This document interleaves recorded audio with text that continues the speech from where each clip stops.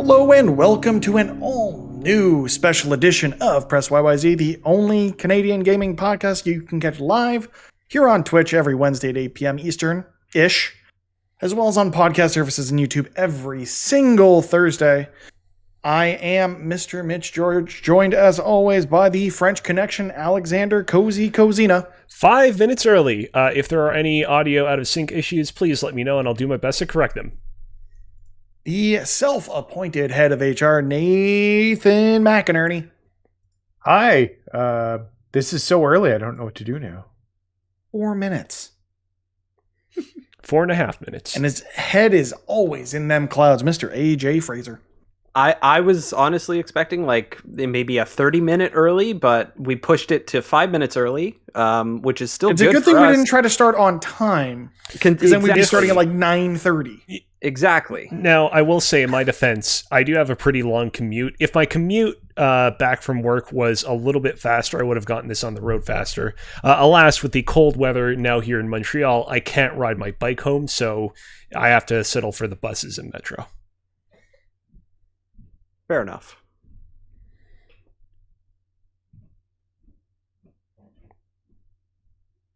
Mitch, are you going to take the wheel? Oh, no, I'm still here. Yeah, it's okay. A little bit of housekeeping. Cozy will stream something on Tuesday. Who knows what? We'll find out. As well as we will be...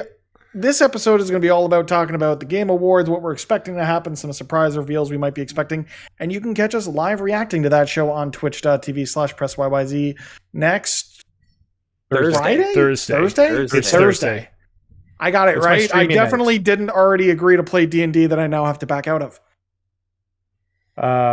So we won't be streaming that night for me because we'll just be doing the streaming. And then I am not streaming this week because I'm not going to be here. So yeah, I'll be streaming like 2 weeks from now, games again. And with a new surprise game. Speaking of gaming 2 weeks from now, we are planning our December extra live stream. Y'all were so generous the first time around.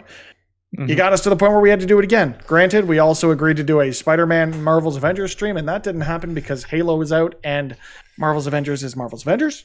But we will get that second extra live stream to you in a couple of weeks, date and time TBD, but keep an eye on socials to find out exactly what happens and when. What's up, guys? I know we're going to talk about Game Awards, but just how y'all doing? I'm tired. Yeah, it's that time of year, right? It's just even like I'm kind of tired. Everything is just like I just need some time off. I need to not be doing this anymore. I had to cover last weekend for work, and because I did that, I got extra time in lieu. So I'm actually only working 2 days the next 2 days next week, 2 days the week after, and then I'm off as of the 24th until after the new year, which is nice. Nice. I'll be done work, I think, on the 15th. That's good. So, yeah, I'm looking forward to it. We'll just be playing Halo all day. Forza and Halo. And something like that. Yeah, there's nothing... I mean, the Gunk is also still... Like, that's out in what? Yeah. 2 weeks? I forgot about that. Is that Xbox exclusive? It is Xbox exclusive... Or Xbox I think and it's PC, coming to Game Pass. And it is coming to Game Pass day one. So that's from it's not called Image Inform now. I can't remember. No, Thunder no, Image Inform Games and Thunderful Development AB. Oh, okay. I think that might have been what they rebranded as. But yeah, that'll be out on the 16th, so just in time for you to start your holidays. You'll have the Gunk, which I'm looking forward to it. That was one of the games I had in our Fantasy Critic League, but I wasn't sure it was coming out, so I dropped it for a sure thing in what was it? Unpacked, I think it was. Whatever that simulator game was. That did okay. So also on Game Pass. Also downloaded to my Xbox. Also something I need to play at some point. Like I say about everything. Of course. Yep. But I'll There's get too much stuff. There's too much to get to. There's so many games. Even still, like looking at the games for the Game Awards thing when I was predicting stuff, I'm like, I still need to play The Artful Escape. Yep. I still need to play It Takes Two. Yeah, that was a big one for me over the holidays to move the Xbox to the big TV and play that through with the wife. I'm still waiting on Deathloop for next year. Yeah, I've got what's it called? I bought Loop Hero when that came out, and I should have played that. I think it was Mario Rivera recommended recommended it, so I need to get to that because I paid for it, even though it'll probably come to Game Pass by the time I actually get to it. That's another one that I really want to get to. Any other holiday games? I know Cozy's been crushing through the Halo series, and we can talk a bit about. I think Halo 4 was your most recent escapade. Yes, the TLDR on that game is I actually enjoyed it way more than I was expecting. It's the Star Trek 2009 of the Halo series in ways both good and bad. I really am hoping that we get around to doing our big Halo cast at some point because I have a lot to say. Yeah, it would be great if we could do that sometime this weekend because next week we get Halo Infinite, which would be crazy. Hell yeah. But I forgot my train of thought. Oh, speaking of Star Trek 2009, I watched a movie for the first time that features an actor from Star Trek 2009, and I didn't enjoy it in the slightest. Oh, no. Yeah. What was Y'all this ever movie? heard of Into the Woods? It's a musical, correct? Does It it is have a musical. Anna Kendrick in it? It does have Anna Kendrick in it, and I typically love musicals. This one was not very good. I've heard this. The music was kind of repetitive. There's a really creepy song from Johnny Depp as the werewolf, or as the wolf that kills Red Riding Hood's grandmother. It's weird. What year is this? It was based on a stage play that 2014. Okay, I want to say. Well, that's like hot off the heels of his like Sweeney Todd. It might have been later than that. Yeah, 2014. I actually got it right. Well, it's based on a Stephen Sondheim stage play, so it's an adaptation. And some of the songs and music didn't age all that well. So that one song from Johnny Depp's a little creepy because in the play, it's about Red Riding Hood, and in the play, Red Riding Hood would be played by a young adult or a young woman because it's a stage play. In the movie, it's a child. So when he's singing about wanting to eat this kid, it's creepy. Yeah, that's fair. Yeah, some of it's good. Like, y'all remember Billy Magnuson from the live action Aladdin? He played Prince Anders. Yes. The foreign prince. He's really funny in this. So he and Chris Pine, who, Cozy mentioned Star Trek, he and Chris Pine play the two princes in the movie, one pining over Cinderella, the other pining over Rapunzel. And they have this really great musical number where they're trying to one-up each other, and it's really like over the top, overly like emotive in a way that was really like self-referential, which was fun. But overall, wasn't a huge fan.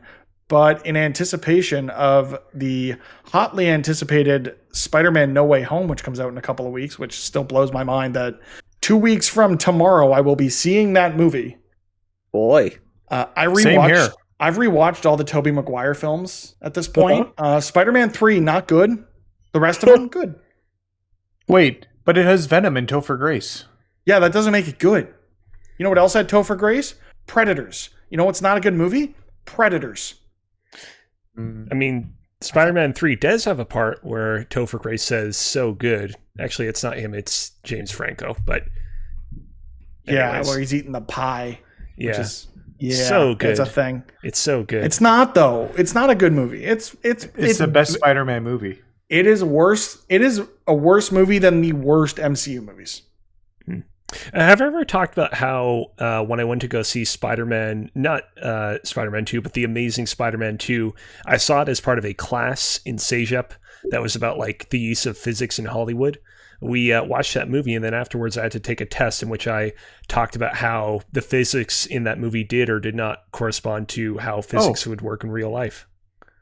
Wait, Spider-Man's on a Thursday night, isn't it? Yeah. Guess who's not streaming in a couple of weeks, everybody? Yeah. Got him. I don't think I'm streaming to the new year at this point because I don't think I'm going to stream the day before Christmas Eve. We'll see. Maybe I'll just start fresh in January. Well, you'll be here for our extra life stream. That's fine. Yeah, that's fine. Well, okay. The surprise it's Mortal Kombat Ultimate 11 Ultimate that I'll be streaming the entire story mode for over a few weeks. Nice. So I thought that could be fun. Just going through the story mode, and I won't play it not on stream. Yeah, that sounds like a good time. I did want to get a little bit. So Cozy talking about having to write a physics test based on the Amazing Spider-Man 2. It mostly passed Nathan, the I know test, we were by the way. talking. It mostly passed Nathan, the test. I know we were talking about the tickets that you'd bought because you bought the tickets that are in like the motion seats. Yes. Spider-Man? D-Box? Yeah. The D-Box. Which should be fun because that's how I saw The Amazing Spider-Man 2, which actually made it feel like a good movie. It is a good movie. My kids should enjoy this, right? In the D-Box? Yeah, your kids will have a blast with it unless they're prone to motion sickness. But you can turn down the intensity. Oh, okay. You can turn it all the way off, and you can just turn it down. The motors running underneath you will be a little off-putting unless you're really getting into the movements of it. But I think Spider-Man is like one of the only decent applications of that dumb motion technology. I can imagine Fast and Furious being good for that. Yeah, I can see that. Or the Need for Speed movie starring Aaron Paul. That one. Remember that? I saw him on stage when they announced that movie. That's the E3 I went to. Oh, God. Ooh. Yeah. If I remember correctly, that was a really great movie. Yeah, it was 100%. not at all 100% anywhere on near Tomatoes. good. 100% rotten. At one point, does he go, "Got the need for speed"? I hope he does. Probably. I don't remember that movie well enough to care. I didn't see it, so I have no idea. All right. Pregnant pause. Perfect. No, sorry, I had to update the D&D calendar to make sure that they know I'm not going to play next Thursday because I forgot about these fucks streaming Game Awards shit. So yes, you're welcome. Now we've let you know about this like many weeks in advance. You should have let your D&D people know about this. And then I'm forgetful about things because I'm dumb. When Breath of the Wild 2 gets announced, 100%. you'll be happy. Or I mean, it's already been announced. We're just going to get the name of it. And that leads me right into talking all about the Game Awards. So if y'all were around for last year, we went category by category, predicted who we thought would win, and at the end, somebody won. Now that we're going to be live reacting to the awards, we can do that live, which is going to be great. Mm-hmm. So we're going to go through and get all of our predictions. Alex couldn't be with us tonight, so I'm hoping we can get his predictions before the show. We also took out a couple of categories that are not exactly in our purview. Usually all of the esports categories? Pretty much all of the none of us recognized any of the content creators? Yeah. So. But they did add a new category this year in most anticipated game, so at least we got something to fill that out. Yeah. It's a weird category. It is, but also I kind of love it, except that it's all, like, it's incredibly predictable what's going to win. I don't know. We got a 50-50 split in our predictions here. Did we actually? I thought we would all say the same damn thing. Oh, yeah. Oh, wow. Okay. Let's just get into it. All right. So we want to start at the bottom, work our way to the top, or do you want to start at the top, work our way down? Let's start at the bottom and work our way to the top, and I guess leave the surprise announcement for last. Sounds like a plan. All right. Starting at the bottom. No Smash character reveal? No Smash character reveal this year. Smash is done. Rest in peace to that game franchise. We're never going to get another one. Nickelodeon All-Star character reveal. Well, actually, you know what? No, we're going to put something back in there. And it's going to be, let me just insert row, if I could figure it out. Insert row. What's up? Oh, we got a card. Cool. Oh, God damn it, guys. I got this. Okay? Got this. All right, what it's going to be is, what was that thing? Also, you're on the podcast. Say hi. Hello, Carmen. Hi, Carmen. Hi, Carmen. Crap. Everyone's saying hi. Sal says hi, Carmen. If you want. Okay. Carmen, if that's what I think it is, you should. If that's what I think it is, you should let the person know that it's being opened on stream. Cool. I have no idea who this is from. I have an idea of who it's from. Yes. Oh boy. AJ just said you should be careful and let them know you're opening it on stream. And Sal says hi. So. Thanks, AJ. Jill. You're welcome. Merry Christmas. We have to send ours still. Merry Christmas. So what it's going to be, rather than a Smash reveal, it is going to be WB Universe. What was it? Multiversus. Multiversus. That's a great name, by the way. Multiversus. It's okay. Reveal. Adorable. It's the best. All right, what are we doing in this thing? I got to do a thing soon, so this is going to be a shorter episode. But Man. Sal says Metroid Dread Game of the Year, and I disagree, but you'll find out why I disagree in 45 minutes. Okay. So take your time, think about who you want your Multiversus reveal character to be. All right. I already know. Carmen would like to know, AJ, where the stamps were purchased. That is a question for Rachel. That's Because they are cute. he doesn't know, so ask Rachel. Guys, do we want to show your address live on stream? Is that a good small idea? enough in the square. It's fine. She had her hand over it. Her hand was over most of it. It's fine. Yeah, it's fine. Most of it. Most of it. We only revealed Rachel's address. It's fine. Okay, so we'll do those 2 reveal ones at the end because I still got to think about who my character might be. But in the meantime, we'll get into most anticipated game. And like you said, we're 50-50. The nominees for this category being Elden Ring, God of War Ragnarok, Horizon Forbidden West, Legend of Zelda Breath of the Wild sequel, and Starfield. And we are 50-50 split between Elden Ring and Starfield, which I was not anticipating. If anything, I figured Zelda would get a vote. Oh, yeah. It's not coming next year. Yeah, they keep saying it is. Yeah. They said that about Breath of the Wild like in 2016, and then it didn't come out until 2017. Yeah. So we'll see. So Nathan and I are aligned on the fact that Starfield's going to win this, and then AJ and Cozy are wrong in thinking Elden Ring. Elden Ring's coming so soon, and that's kind of like that. I think and that's when people kind of are going why. to do this.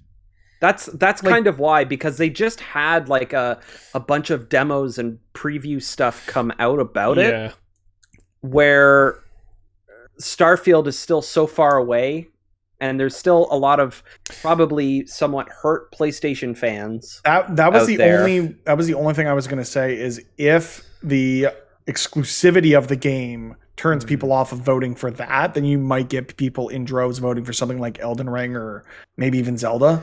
But we'll see. Cozy? Putting aside scorned PlayStation fans, I also think that Bethesda's reputation is still in a little bit of a weird place where Deathloop was amazing, as we'll talk about it. But I think a lot of their other recent releases have not quite hit in the way that they could have. And I think that is also the reason why I'm going with Elden Ring over Starfield. Fair enough. Next category being Best Debut Game. Your nominees are... drum roll. Kena, Bridge of Spirit, or Kena. I think it's Kena. I don't remember. It's been a while since I played the game. Kena. I think you're right. Sable, The Artful Escape, The Forgotten City, and Valheim. We've got a bit of a mixed bag here with AJ thinking Valheim takes it. Cozy and Nathan both going for The Forgotten City, which I'm not even familiar with. And I said The Artful Escape. I Go ahead. Okay, I was going to say, the Forgotten City's on Game Pass. It's like 3 or 4 hours long. You should run through it. I don't know if you're not familiar, but it was a Skyrim mod that's turned into a full game, and it's basically you walk around talking to people as you try and stop. You go back in time and you try and stop their city from turning into gold, and it's a time loop. So you had me until you said Skyrim. It's really good. Just saying. I will download it to appease the fans. Also, Nathan, just so you're aware, you can get this week's Xbox Game Pass Quest for Marvel's Avengers in the cloud, which is nice. You don't have to actually download that monstrosity of a game. Yep. By monstrosity, I'm going based on size, not the actual game itself. I don't know how much it will matter in the end, but I've seen a lot of like fairly mainstream outlets like Vox, for example, talk about The Forgotten City. This game has had legs well past its initial release, and I don't know that I can say the same about even Valheim, for example, which popped off huge at the beginning of the year and is kind of settled down. I know AJ loved it. Well, yeah, so to that point, I think I chose Valheim because it did grab hold of like everybody for a little while, especially in like the games press and whatnot. But then, it did kind of fade away a bit. But I think when people are voting and reading through it, they're going to be like, "Oh yeah, Valheim! I had so much fun with that this year. Holy shit, that was this year! Hell yeah, Valheim!" Where the other games, like I was never drawn to, and I can hardly picture just based on their names. So, and for me, with picking The Artful Escape, the judging panel or the jury panel who is voting for this really loves, thought-provoking, artsy indie games. And that is what The Artful Escape is, which is why The Artful Escape is going to win this. All right. Well, we'll see in a week. We'll see in a week. Best multiplayer, AJ again going for Valheim, but the other nominees in the category are Back 4 Blood, It Takes Two, Knockout City, Monster Hunter Rise, and New World. I know you liked Valheim, AJ. I don't think people are coming back and voting for this the way they are for other titles in this category. Well, yeah, and this one was a little harder. I think because It Takes Two would be in the same place as It Takes Two. That came out this year, right? It would be the same thing. And however, Valheim would have servers full of people, whereas It Takes Two is just you and a friend playing together. I think there's technically a lot less of that experience. I don't think It Takes Two doesn't deserve it. But also, like, Knockout City didn't stick around as long, and it was like it doesn't hit you as hard. And Back 4 Blood I just didn't like. Monster Hunter I didn't play, and New World was the MMO that was fine and just an MMO. So I voted for Monster Hunter Rise. When I did my research a little bit earlier in the year of what were the big Game of the Year candidates to be before the actual candidates were revealed, Monster Hunter Rise came on a lot of people's lists. I think it's like one of those hits of this year that not a lot of people are necessarily talking about in the same breath as, your Deathloops or Metroid Dreads, but a lot of people really seem to like that game. And I think I would not be surprised if it took everyone by surprise. Yeah, Nathan and I were both of the boat of It Takes Two has so much critical praise behind it that it probably takes everything it's nominated for except maybe Game of the Year. Yeah. I could have seen this also going to something like Knockout City or Back 4 Blood just because those multiplayer experiences were so accessible. They were fun, or not accessible, but attainable or available. It Takes Two, I don't think as many people played, or I feel like it's gotten more buzz as the year's gone on. But I don't think as many people played it when it released. I think with it coming to EA playing Game Pass, more people are becoming aware of it. But I think just it's something I need to experience. And I can't say that about any other game on this list because I have experienced 50% of them and they were fine. Yep. Cool. All right. On to the next, which is the best sim strategy game, aka the category Mitch knows nothing about. Such a weird category. Nominees are Age of Empires 4, Evil Genius 2, World Domination, Humankind, Inscription, and Microsoft Flight Sim. Presumably this is the console version? Because it was out on PC last year, right? Yeah, most likely. I don't think it'll win this year. Just because it won last year, didn't it? Yeah, and I think that's why, because most people who voted for it last year or put it up, I don't think they're going to vote for it again this year. And again, we are 50-50 with Nathan and AJ thinking Inscription wins, and Cozy and I both in the Age of Empires 4 camp. I almost went Age of Empires 4, but Inscription's a critical darling at the moment, and it's right up your alley. It's a deck game. It's a card game. Yeah, it's a card. What? It's a card building game. Yeah. Someone else do the next one. You guys know more about Inscription, so I would not be surprised if that ends up taking it. My only argument for Age of Empires 4, it's been a real long time since we've seen Age of Empires, or for that matter, any big mainstream, strategy game of its ilk. And so I think that people always like a comeback story, but we'll see. Yep. I'll handle the next category. Well, Mitch is... Damn it, it's not on Game Pass. Quickly researching Inscription here. Best sports/racing game. And let's go over the nominees this year for the best sports/racing game. So we've got F1 2021, FIFA 2022, Hot Wheels Unleashed, Forza Horizon 5, and Riders Republic. Now this may not be surprising. What's going to win? We all have Forza Horizon 5 right across the board. RIP Hot Wheels. Hot Wheels was way better than it deserved to be. I was very tempted by picking up to pick up Hot Wheels during the Black Friday sales, but it wasn't on sale digitally. I really wanted digital. Yeah, it's really fantastic, but Forza Horizon 5 is much better. So, there's no way this game doesn't win, and it should have been nominated in way more categories than it has. Yeah, Forza 5 got snubbed for the Game of the Year category, which we'll get to at the end. But in terms of like sports / racing, like they're all basically racing there. So like the best one of those is the most accessible and the most fun, and that's Forza. Yep. I don't disagree with that at all. Okay. So, Mitch, are you good, or are you still looking at inscription? I can keep going. I'm good. There's a demo on Steam which I'm downloading, and I've added it to my wish list. Just so you know, so it's a deck builder that kind of just like, you know, that's the main core of it throughout the entire thing. Right. But there are some frog fractions like twists in the background of it as you go through the story. Oh crap! They added today's Game Pass games to Game Pass early. Guess who's downloading Lawn Mowing Simulator? Hell yeah! I should download that too. We'll talk about Lawnmower Simulator when we get to Game of the Year later. Yeah, exactly. Yeah. I had downloaded One Step from Eden on the Xbox because I got a lot of people tell me it was Deck Builder meets Mega Man Battle Network, and holy crap, is that game really good? Yeah, I got to play more of it, and we'll talk more about it next week, I'm sure. That and Pokemon. Yep. All right. Yeah, next one, family game, aka the Nintendo category. You've got It Takes Two, which doesn't seem like a family game, if you ask me. It's about a family. Mario Party Superstars, New Pokemon Snap, Super Mario 3D World and Bowser's Fury, and WarioWare Get It Together.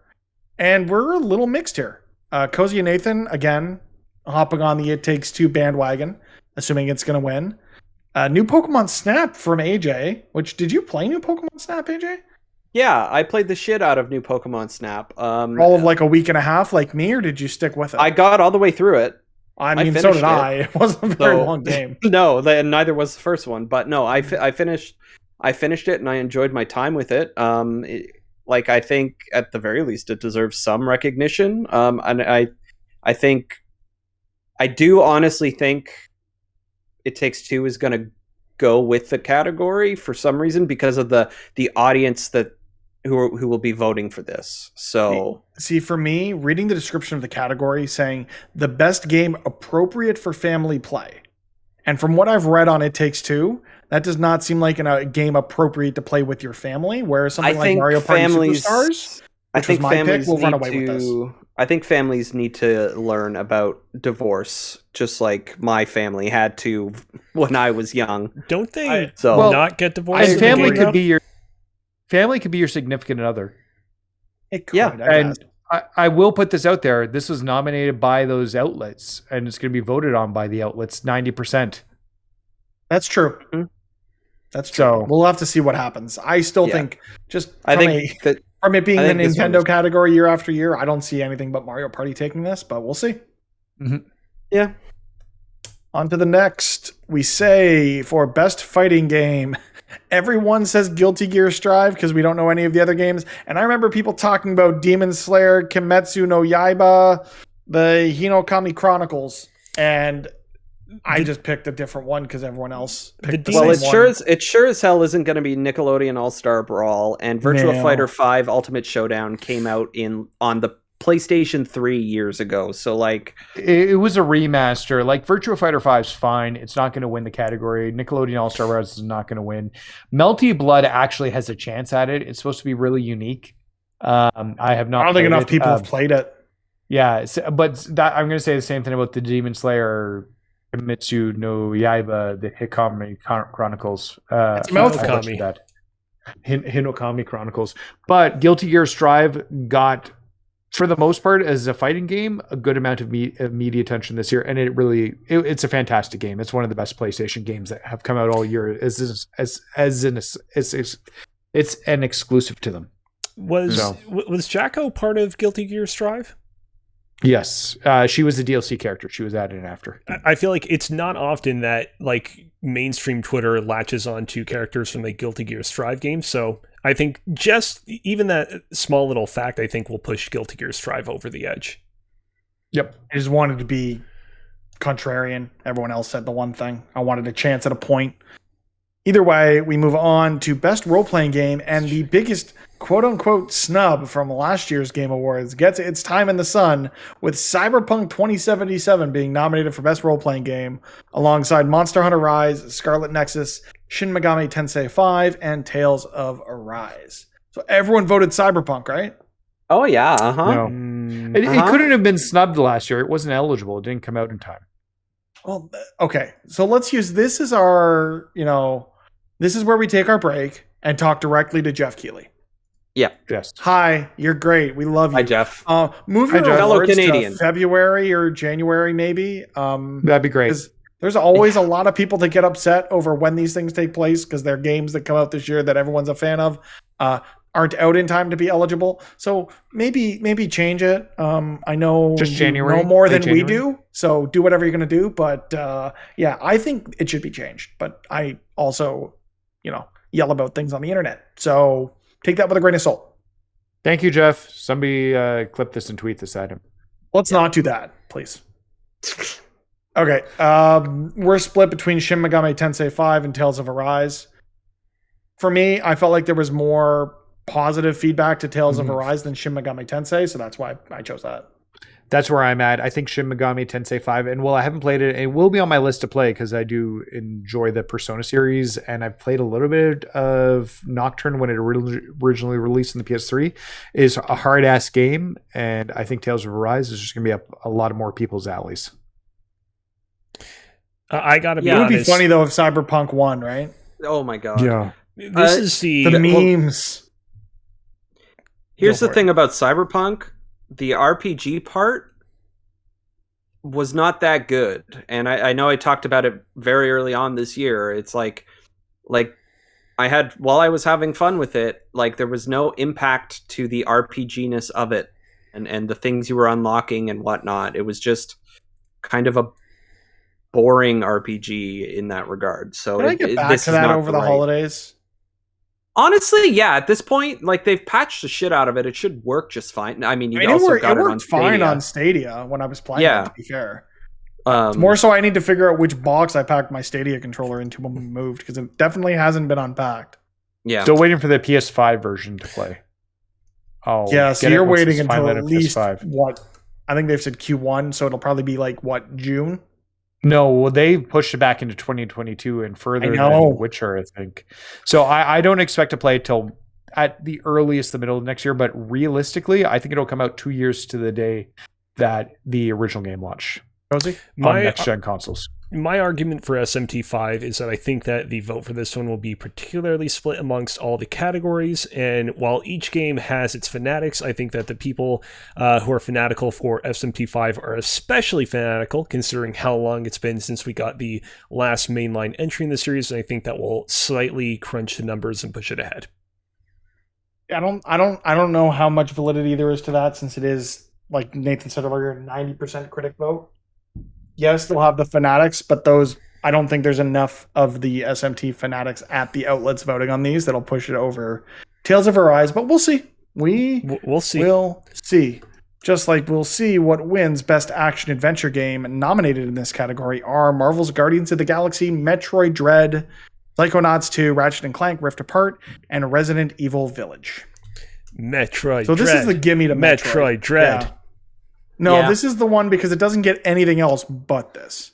Ratchet and Clank, because it's not going to get anything else but this. You think that, but I mean, I kind of, it's funny when I was going over like all of my other predictions, every single time Ratchet & Clank would come up in another category. Ratchet & Clank nominated for 6 different categories.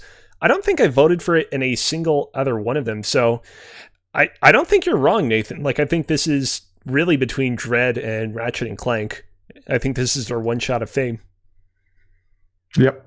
Actually, I think Ratchet's going to there's one other surprise a lot category. of surprise/upset a lot of people. Yeah. We'll see. Especially when it wins Game of the Year. So yeah, we're mostly split between Metroid and Ratchet and Clank because we think this is the one that they're going to get given by the critics because they're not going to get other stuff. But if we do not see Ratchet and Clank win this, Ratchet and Clank will be the Game Awards Game of the Year. All right, well, we'll see. Deathloop will be taking everything but, and you will see that in just a moment. Nominated for Best Action Game, it doesn't matter because we all said Deathloop, but other than that, we had Back 4 Blood, Chivalry 2, Far Cry 6, and Returnal. I'm really upset that Deathloop is going to win this because I feel like this is the one Returnal should win because Yeah. it is really, really, really good, and if you haven't yet, go play Returnal. But So everyone's on that Deathloop bandwagon. So quick question: has anybody else here in this room but me played Deathloop? No one. All right. No. Well, I mean, I guess I'm waiting for Game Pass. I have to be the Deathloop Same. advocate here. Like, Yep. from a like mechanical standpoint, from a sheer like soup to nuts, how good does this game feel standpoint? Deathloop feels quite good. Like, I really can't understate how nice moving around the environments in Deathloop feel. And you combine that with all the many systems in Deathloop, which layer on at a, I would say, fairly not overly sweaty pace. It really feels like the game does a really good job of kind of introducing them to you sequentially without overwhelming you. And I think that you have a genuinely really good combination that isn't just hype. But I want to hear your arguments for the other games, if you have any. we all said Deathloop because it seems like really? everyone wants to play. Everyone wants that to win, or everyone expects it to win. I want Returnal to win this. I would be very happy if we were all wrong on this one, just because I think Returnals might be my game of the year. Its narrative is so well crafted into the mechanics of the, live, die, repeatness of roguelike. It's the arcade shooter aspect of it is so sharp because Housemarque has been doing this for decades at this point. Returnal picked the wrong year to come out because Deathloop seems to have been so well received, and I can't wait to get into it once it does come to Game Pass, whether that be Game Pass PC or when it inevitably launches on Xbox. I'm surprised they didn't put it on Game Pass PC, actually. Sure, there must have been contractual reasons why they didn't do it, because I'm sure they wanted to. Yeah. But I'm sure there was an exclusivity window where it could only come to PlayStation and PlayStation streaming services or something. Or no subscription services for X number of time. I would imagine that the day that window ends, that goes up on Game Pass for PC, and they announce it for Xbox. Yeah, I agree with that. Well, I think the year it's up, it'll go on. It'll be a year to the day they'll launch on Game Pass. I don't know if they'll have the game ready to go at that moment on Xbox. It might need a little more time. They have a year to plan for it. It's already out. Yeah, I know. We'll see. We shall just see. save.exe Xbox. That's not how that works. Yeah. That's not even remotely close to how that works.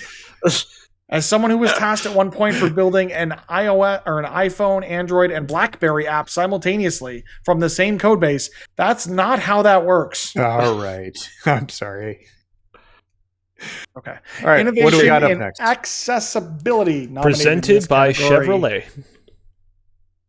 Yeah, nominated in this category: Far Cry 6, Forza Horizon 5, Marvel's Guardians of the Galaxy, Ratchet and Clank Rift Apart, and The Veil: Shadow of the Crown. Did anyone play Veil: Shadow of the Crown? Never heard of it until the nomination. Colorblind one, or the blind one, right? Where it's just using sound to get around. Is it? Am I wrong? No. Oh, that's a different game.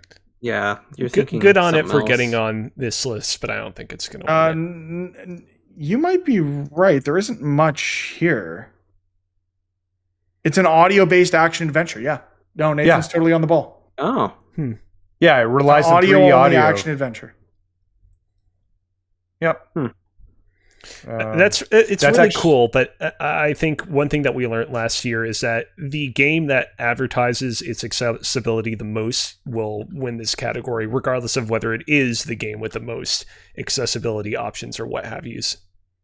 I feel like there was more, like, out of the games nominated, I feel like the most positive feedback for its accessibility features was Ratchet, which is why I think Ratchet wins. I think Forza might take it, but I see a hard path to that taking this over Ratchet.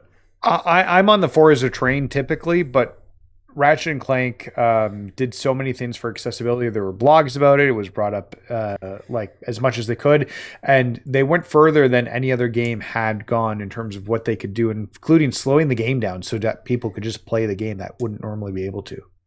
Yeah. So, but Forza is great. There's lots of good accessibility options. I think the more games that are nominated for this, the better it is. Deathloop, I'm looking at you.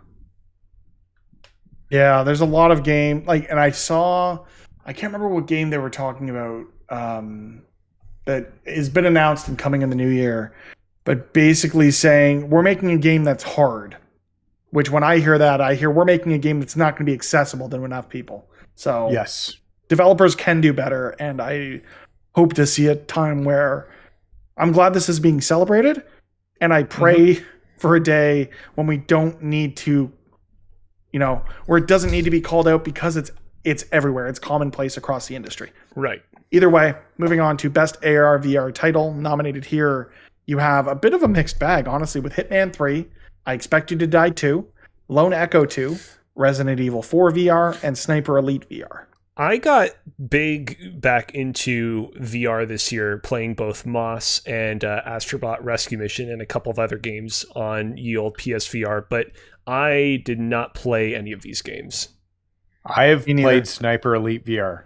It's really good. We have all picked different games in this category, which just shows you how little we know about the VR landscape. I know people really enjoyed Resident Evil 4 VR when it came out. Mm-hmm. So I was tempted to pick that. I think it will win, but I'd like to see Sniper Elite VR win. I thought it was actually really well done when I played it. I hope Hitman 3 wins because it should have been nominated more than just this category. And I think this is going to be the one where critics are like, yeah, they messed up or we messed up collectively, so let's make sure they get something. Does the graphic for Hitman 3 kind of look like the Among Us guy? I mean, it's just Agent 47 wearing a PSVR. But I see what you're saying. Now I can't see what you're saying. I can't unsee it. To me, it's because of PSVR, it looks more like an Astrobot. By the way, either way, AJ had picked Resident Evil 4. Cozy went with Lone Echo 2. I picked Hitman 3, and Nathan went with Sniper Elite. I liked the original Lone Echo, so I'm trusting that someone's Lone Echo winning here, unless I Expect You to Die 2 somehow wins. So that'll be this is literally the category that'll make or break who wins this, I bet. Yep, maybe, which will be funny. Either way, best community support, and what I found very interesting with both best community support and best ongoing title when I was putting this thing together, I think here 3 of the 5 games were also nominated last year, and for ongoing 4 of the 5 games were nominated last year. So it's a very interesting thing of like these community support / ongoing game categories. The idea is that they're always going to be that way. So who is going to supplant any of these things moving forward? But it's remember, I had this right last year for community support because it was about the social networks and people supporting them. And I picked Fall Guys, and Fall Guys was right. And it wasn't about the game itself. It wasn't about the quality of the game or anything. It was about the support for it. That's why I went with Final Fantasy 14 Online, because that game has had such a resurgence this year, and I think they've done everything they can in terms of speaking to their community about it. I think they've done a phenomenal job with that. I did not realize, I had glossed over the fact that FF14 was on this list, and literally a second ago I switched it from Apex to FF14. That's how much I believe in Final Fantasy, that I would betray my own Apex. I didn't know we had mulligans in this one, Cozy. Well, I just wanted to be transparent about it. I didn't want to act like it didn't happen. I don't know. I think we're going to have to put an asterisk next to Cozy's score. I think after this episode, you have to save a copy of this, so we always have a hard copy of what the answers actually are. Yeah, I'm putting an asterisk next to Cozy's name. I got to wait for Alex to fill it out before I legit didn't see that it was FF14. Well, Cozy's got an asterisk next to his score now, so it's fine. Nathan and Cozy both picking Final Fantasy 14. I went with Destiny 2. Because I feel like that the Bungie's just been really good this year about talking to their community, and AJ picked Fortnite.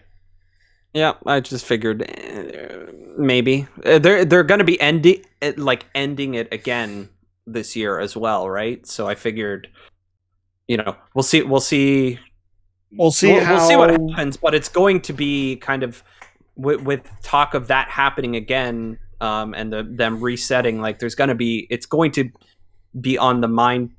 Everybody's mind share again, even just as like that's still a thing, even though everybody's playing Halo right now. Who do you think still needs to come to Fortnite? The Rock. Marty from Back to the Future Part 3. Yeah, I was gonna go with Mario, but I don't know if Nintendo wants him using guns. But I mean, they did Kingdom Battle, so Toad. Bring Toad in. Voiced by Keegan-Michael Key, right? To promo the movie? Yep. Sure. You got it. Actually, that might work. I don't know. The movie's not next year, then. I think the movie's the year after, isn't it? Yeah. Think? Will Ferrell is Oh. Elf. I mean, Buddy the Elf would be a lot of fun. Buddy the Will, Elf, that's it. Will Ferrell's George W. Bush. No, I was mistaken. The Untitled Mario film will release December 21st, 2022. The movie's doesn't coming happen. out next year. That doesn't happen. Fucking A. Okay, let's keep going. We only got 20 minutes here left. Nah, we got a little more time. My thing got pushed back 15 minutes. We got time. Oh, do we? Okay, Great. never mind. Yeah. That. Sorry. No, it's all good.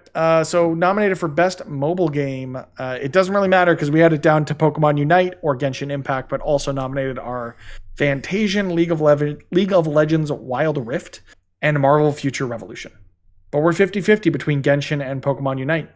This is where I had to just kind of fight with myself. Like I personally prefer Pokemon Unite, but I think Genshin Impact can come from behind and just sort of like it was a big thing last year.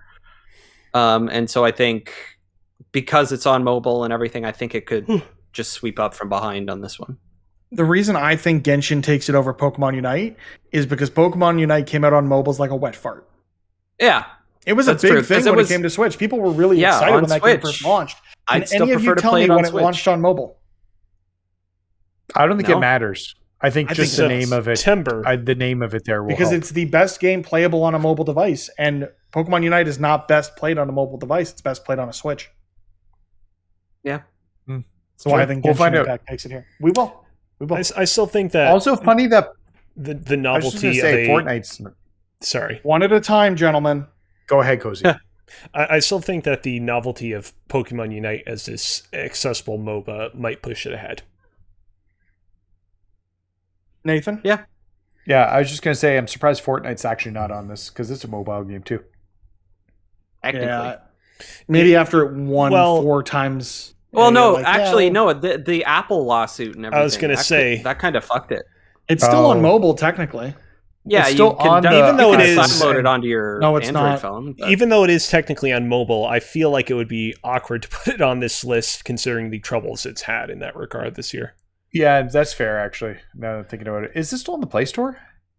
No, Oh, no, they have It's their not own in the launcher Play Store. for it? Oh, No, it never so was. You can just had to download install it from the launcher. website. You download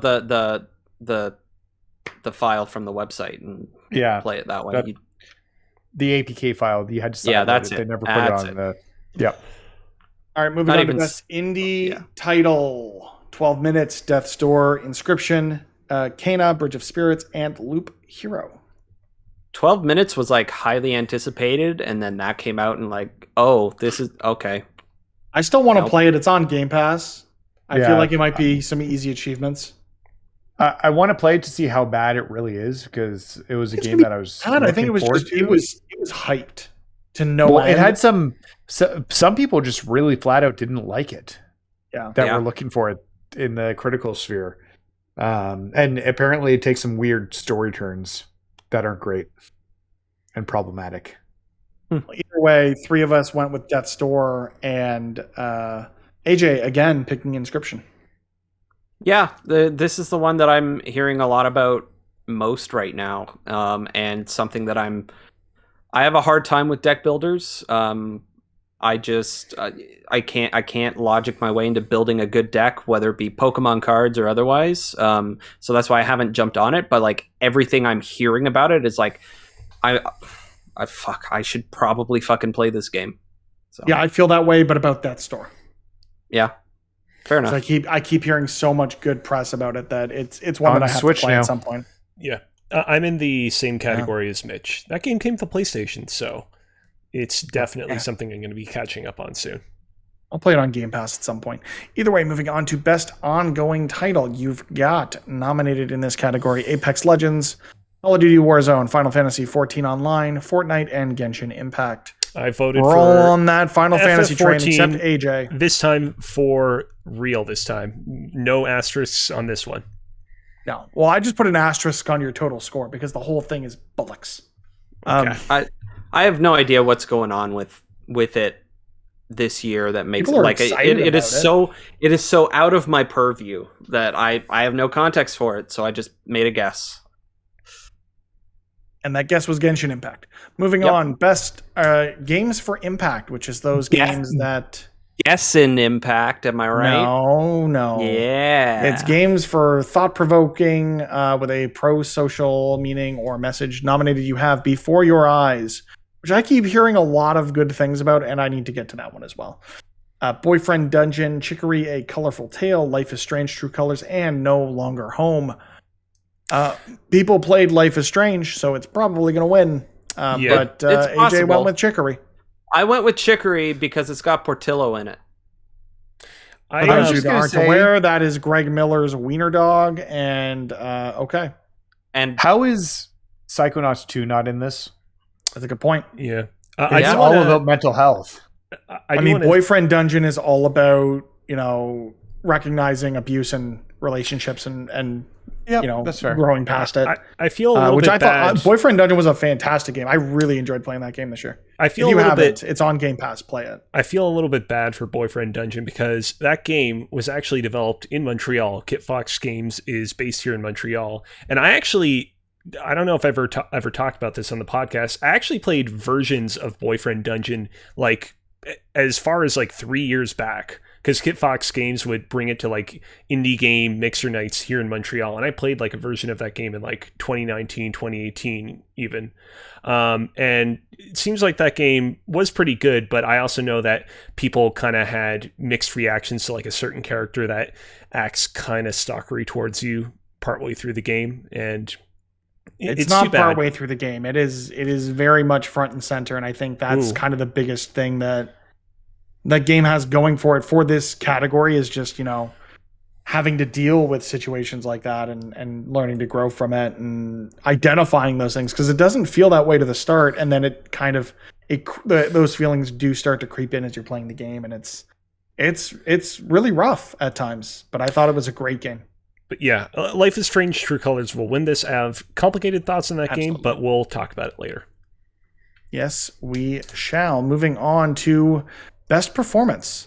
So here you have Erica Mori as Alex Chen in Life is Strange True Colors, Giancarlo Esposito as Anton Castillo in Far Cry 6, Jason Kelly as Colt Vaughn in Deathloop, Maggie Robertson as Lady Dimitrescu in Resident Evil Village, and Oziowama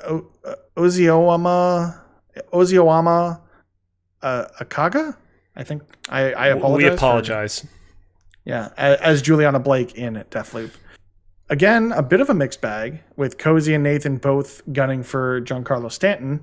I think Erica Mori takes this for Life is Strange True Colors, and AJ going with Big Lady in Resident Evil Village. Big vampire lady with the mommy stuff. Yep. Let's not get into that. I thought that Erica Mori did a good job as Alex Chen in Life is Strange. However, I would say that overall, while the performances in True Colors were more consistently good than they were in prior Life is Strange games, I don't feel like there was a single standout character in that game in the way that Chloe was in the original Life is Strange, for example. I had to go with Lady Dimitrescu because specifically, like, Giancarlo Esposito is the only other one I know, and I didn't play the other games. And Giancarlo Esposito, while a fantastic actor, and I'm sure he gave a fantastic performance, it just seems like a little too high profile and on the nose.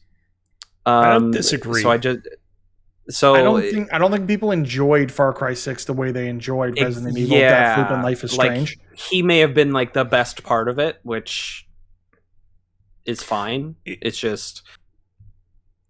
It's funny you say that, AJ. You say people didn't enjoy like Far Cry 6, but they thought Giancarlo Esposito was the best part of it. I would say the inverse is true about Deathloop, where I think one of the weakest points of Deathloop is Colt.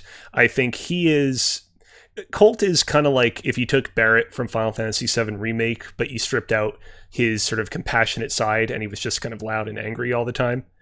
I have not played particularly far into that game, but at least so far, that's more or less the impression of his character that I've gotten. I think Jason Kelly did a good job in his performance, but I think that what he was given to perform was not of a very high quality.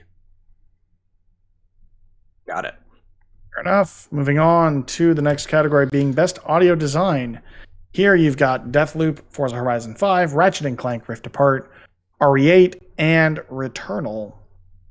I really hope, like, this is the one where I voted with my heart, and I really hope Returnal gets this one because I think they did a lot of really interesting things with the 3D audio on the PS5 that we didn't really get from any of these other games this year, as far as I know. I don't know how Deathloop was, Cozy, you can let me know, but Returnal just felt so good. All the little beeps and boops, and the way, actually, I'm surprised Returnal didn't get nominated for accessibility because it does such a great job of, for a game of its type, of being, you know, randomly generated and you're constantly dying and respawning. It does a great job of using audio cues to direct the player in a way that none of these other games did, as far as I know, the ones I played. How accessible is 3D audio to the average person? Like, does it? This isn't about the average person, though. Unfortunately, this is about The 90% I mean, jury from industry. But I know, but like, do they all have a wireless headset capable of 3D audio, or is their TV capable of that? Like, what does that mean? How accessible is that to them on like a normal, like, they're going to sit down and play a game and decide if it's best on that kind of level? How accessible is it to them? I don't know. That's understandable. I can see that point. PS5 has made it easier for 3D audio because it can be done with soundbars now. I really hope Returnal takes this one. It deserves it from what I've played and what I've seen of the other titles in this category. I really hope it wins it, but I understand if it doesn't. Like, Forza could win this, and because of it being snubbed, I think may win here again from the main category. But because, like, they took, and like, every motor sounds correct, and you can drive different cars and it sounds different based on the cars you're driving and how the tires sound. That was like, also every Forza before it, unfortunately. They have always done such a good job with that. Even Gran Turismo has done a fantastic job with that. I think it kind of, with so many fresh eyes on it this year, though.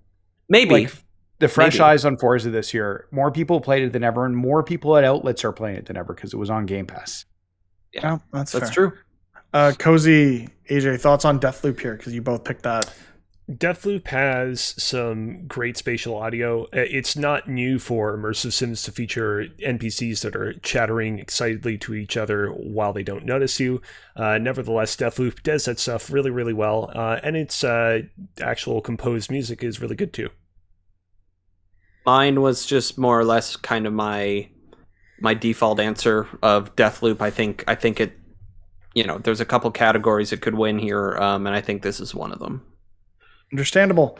Moving on to Best Score and Music. The games nominated are Cyberpunk 2077, Deathloop, Near Replicant version 1.22474487139, Marvel's Guardians of the Galaxy, and The Artful Escape.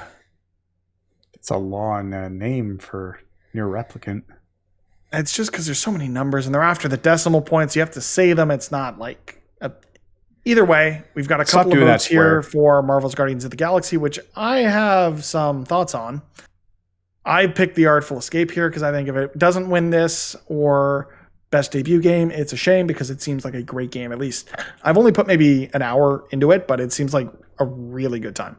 And then also Cozy picked Near Replicant version 1.22474487139, presumably so he would make me say that because he's a jerk.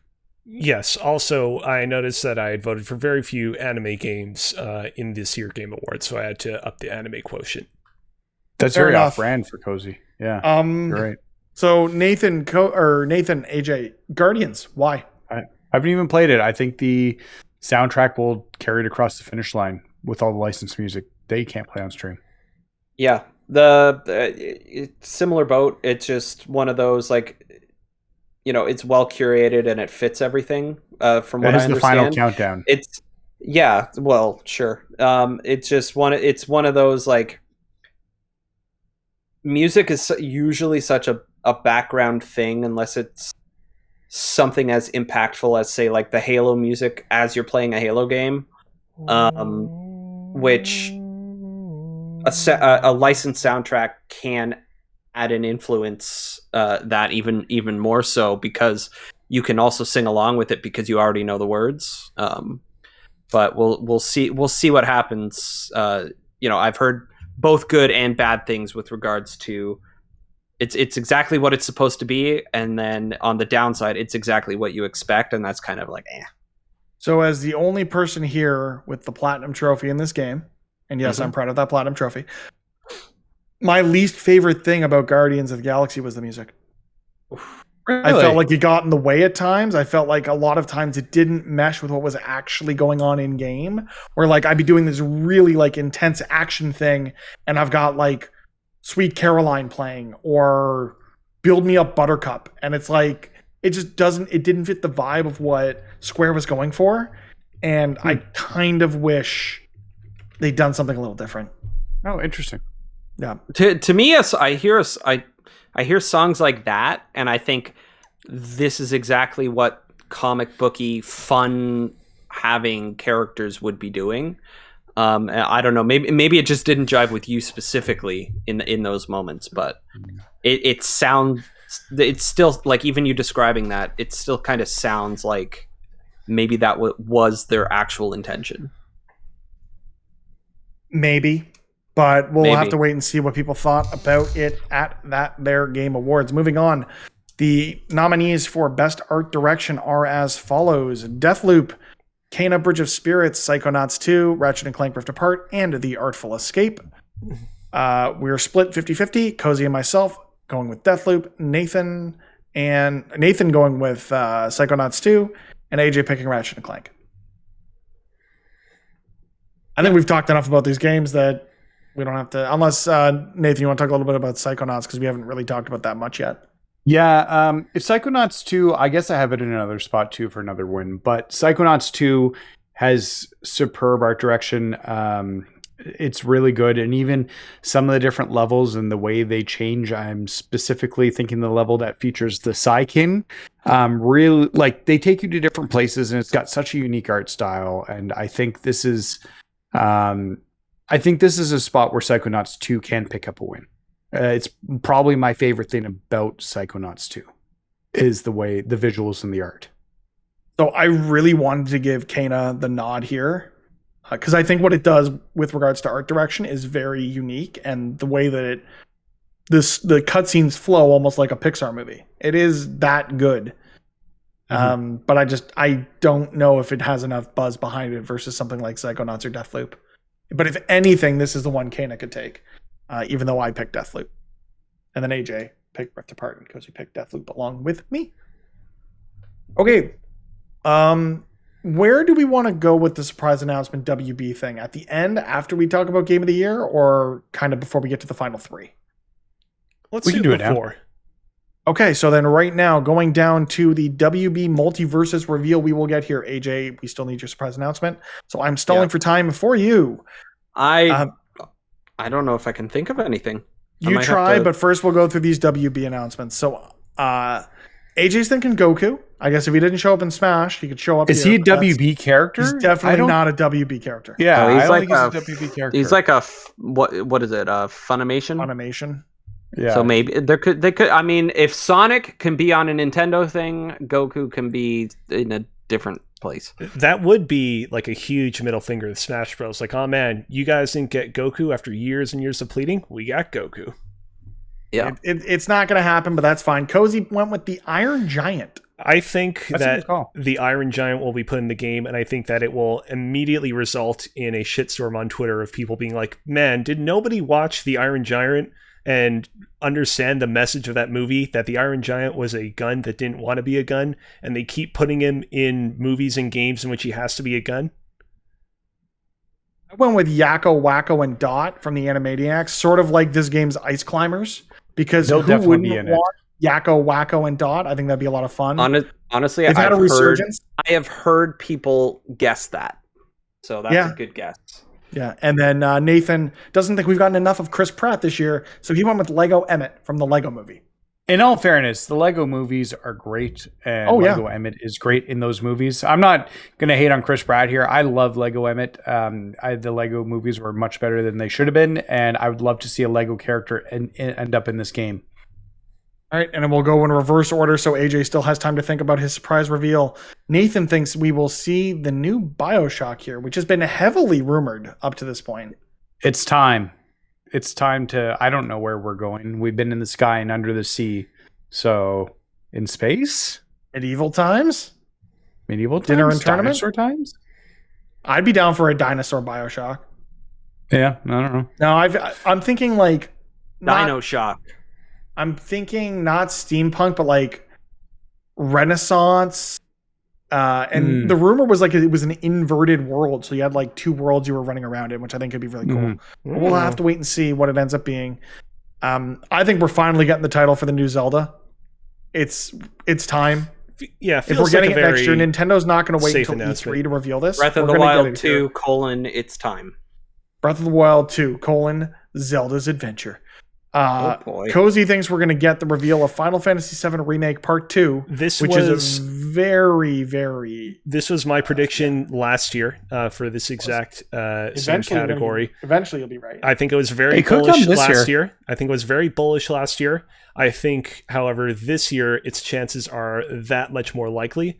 Mind you, Square Enix can throw a big event whenever it wants to announce Final Fantasy VII Remake Part 2 anytime it wants. It doesn't necessarily have to tie a game like that into a show like this. But I still think it's possible. What's the DLC called? Intermission? No, Intergrade. Intergrade, yeah. Intergrade. Intergrade. Sorry, my mistake. Intergrade. Intergrade was the name of the PlayStation 5 version. The name of the DLC was Episode Intermission, so you were actually correct. Oh, okay. Hey, I was correct about something. That's on that list for the holidays too. Yeah, I think Intermission could be the thorn in your side here because it literally just dropped this year, and I think that they'll wait a little bit longer.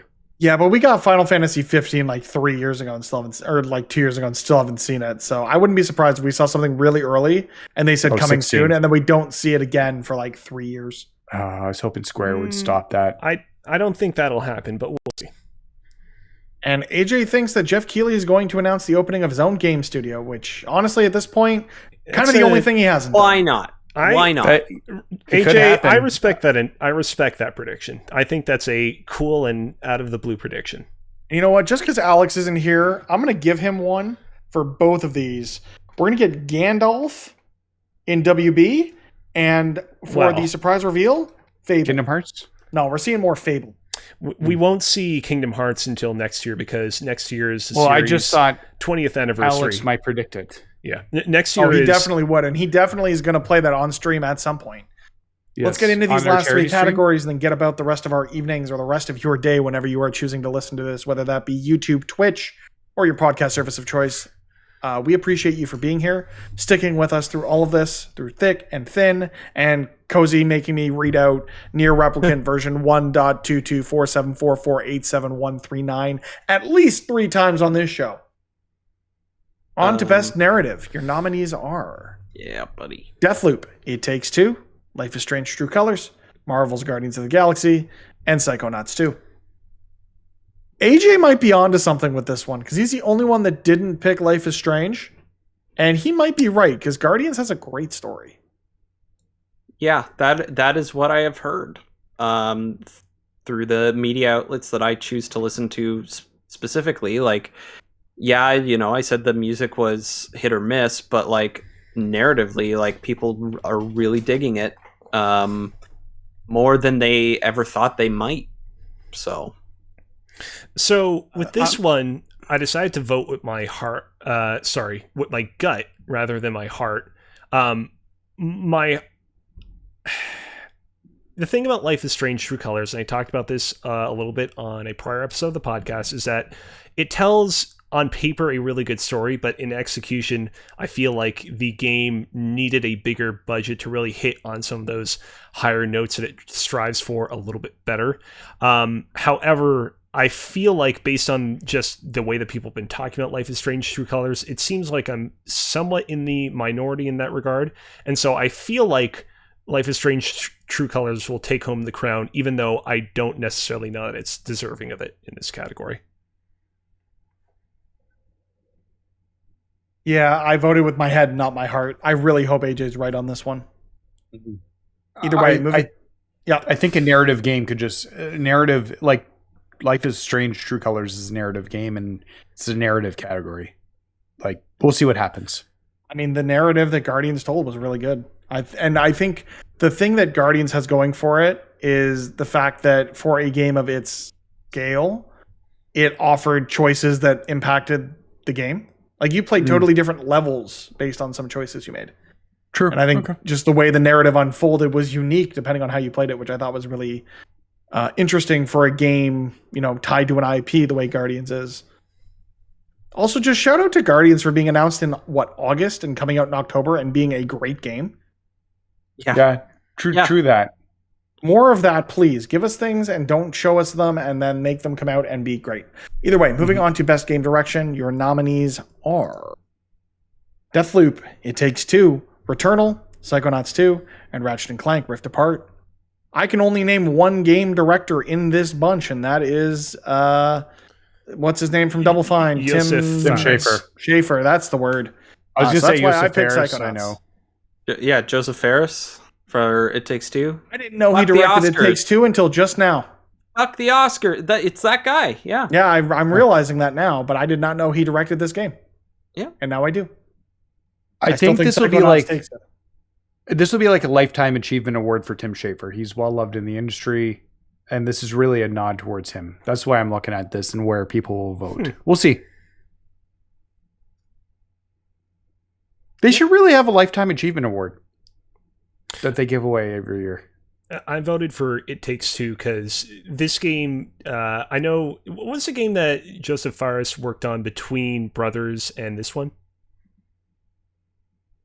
A Way Out. A Way Out. Yeah.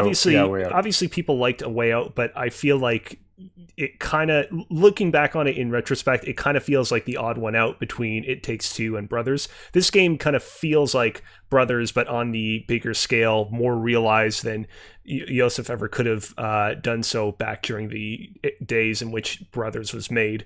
And so I feel like Brothers was an indie title before they were either acquired or partnered with EA. I don't know what the relationship is there, but since they've gotten into this, I can't remember the name, the EA Originals. Yeah, the EA Originals Indie Initiative. I think that's put out a lot of really interesting titles. Yarny came out of that. There's been some good stuff. Yeah, and so for that also, reason, shout out to Yarny, Unraveled, because underrated. It Takes Two On Game Pass.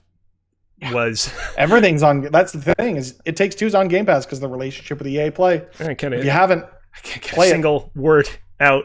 No, what? All right, let's move on to the next Yabba category. dabba da. Yabba dabba do. Moving on to what is the prize of many of these games. It is the game of the year, and why Jeff has not gone to the Oscars way of doing this and having 10 nominees is beyond me. And again, Said this. Jeff, the more the merrier in this category. I think we could definitely widen this because there's a lot of games that deserve this recognition every year. But you guys came up with 6 really good games, so I can't be mad at any of these. Your nominees being Deathloop, It Takes Two, Metroid Dread, Psychonauts 2, Ratchet & Clank Rift Apart, and Resident Evil Village. We all said Deathloop, except me, as I said Ratchet & Clank. Yes, I believe in Insomniac. I believe they will win this. I love it. What's It's not your- gonna Good win luck. much. And if it doesn't win, I really hope Metroid does, just to fuck with these scores. Do you have an yeah. argument outside of belief? No, I think it's a great game. I think the story that it told was really interesting. I thought the gameplay was fun. There was a lot of innovative weaponry that they do so well at Insomniac. I think this is kind of them taking something that they've done really, really well for years with Ratchet and Sunset Overdrive and really cranking it up and taking advantage of this new hardware in a way that I don't think any other game on this list has done. I think that is the one game on this list that feels next gen. Deathloop to me feels like a game that Arcane could have made on the PS4. Metroid Dread feels like a game I could have played on the GBA. Psychonauts 2 started as a PS4 game. Resident Evil is the same formula we got with Resident Evil 7, and It Takes Two, while an indie darling, could and should exist anywhere it can be played, even on Stadia or and Amazon tablet. Ratchet is the one that feels next gen. It feels like the next evolution of games, or where games are going to go with this new hardware, and that's why I think it should win. But, and understand, Mitch, I'm not saying this to be argumentative, but like, no, can you not make the same argument about Ratchet and Clank Rift Apart, that like, faster loading times aside, this also feels like a game you could have played on the PlayStation 2? No. Okay. No, I don't think they could have done the dimensional rifts and the way they take advantage of the hardware to tell the stories and make the worlds work in the way that they do is something no other game on this list can do. I mean, I get that, but I feel like by that same logic that you're using, then like you can't say that Metroid Dread was a game that you could only play on the Game Boy Advance. Like what that game is doing from a technical level with the MEs and whatnot is like definitely well beyond the capabilities of that console or the DS or even the 3DS. I keep in mind I didn't play it, but how similar is it to like Metroid Fusion's like encounters with the SAX? Like the SAX encounters for Metroid Dread were like, if you read like the abstract to like a long essay, basically. I think Ratchet and Clank will upset a lot of people and win this category, and we'll be talking about it well into the new year. But until next week, all we can do is sit and speculate. So thank you all for joining us for this episode of Press YYZ. As always, thank you for being with us, catching us wherever you are on your podcast service of choice, YouTube, Twitch, your mom's car radio, wherever that might be. Really quick, go to Spotify and check out Jeff Keighley's Game Awards podcasts that he's doing. He's talking with some of the people who actually nominated all this stuff. So it's definitely worth a listen. There's 2 episodes out right now. There's going to be one more pre-show and then I think one after. So give that a listen. If you haven't already and you use Spotify, but you're watching us on YouTube or on Twitch, be sure to go and sub to our podcast there too. Get us in your feed every week. If you enjoyed the show, be sure to follow us on Twitch, subscribe to us over on YouTube. That's youtube.com/PressYYZ, and rate and review us on any podcast service of choice. It really does mean a lot. Word of mouth for a podcast like ours means more than anything else. So if you could share this with 100%. One person this week, it would be the best gift you could give me this holiday season. You can check us out on Twitter at PressYYZ. Hang out with us in Discord. We try to be in there very regularly at invite.gg/PressYYZ. And that's where we keep this conversation going. And until next time, thank you for playing. Have a great night, guys.